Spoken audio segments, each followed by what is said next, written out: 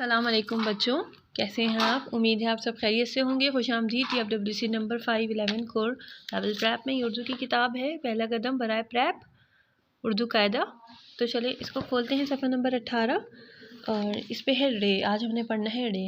यहाँ आपने तारीख डाली, यहाँ आपने जमात का काम लिखा और फिर हमने पढ़ाई शुरू करनी है। ठीक है क्लास। रे जो है ऐसा हर्फ है जो कि इससे कोई भी लफ्ज़ शुरू नहीं होता, मगर ये अल्फाज के बीच में आता है। ठीक है, तो हम ये बात हमने अपने जहन में रखनी है। ठीक है, जब हमारे जहन में ये बात होगी तो फिर हम इसको आगे भी हम इसको पढ़ सकेंगे। जैसे रे अलिफ ड़ा, रे वा उड़ो, रे छोटी एड़ी, रे बड़ी एड़े।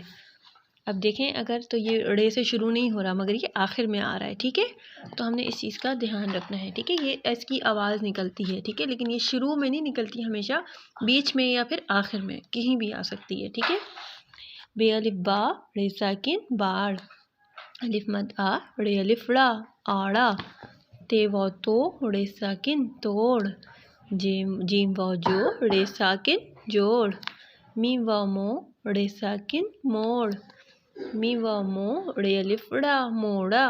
विदत आप देखें तो बीच में आ रहा है रे, और यहाँ पे आखिर में, इन सब में आखिर में, और यहाँ पे बीच में, और यहाँ भी आखिर में। अब हम नीचे देखें तो पे है पह, हे अलिफ हा, पहा, रे साकिन पहाड़। क्लास बड़े बड़े पहाड़ तो आप लोगों ने बच्चों ने देखे ही होंगे। ठीक है, हमारी इस्लामाबाद वगैरह में होते हैं। तो ये जो है ये पहाड़ है। ठीक है, तो पहाड़ में आखिर में ड़ की आवाज़ आ रही है, पहाड़। ठीक है, तो ड़ की आवाज़ निकालती है ड़। ठीक है, पहाड़। ये हमारा आज का पढ़ाई का सबक है।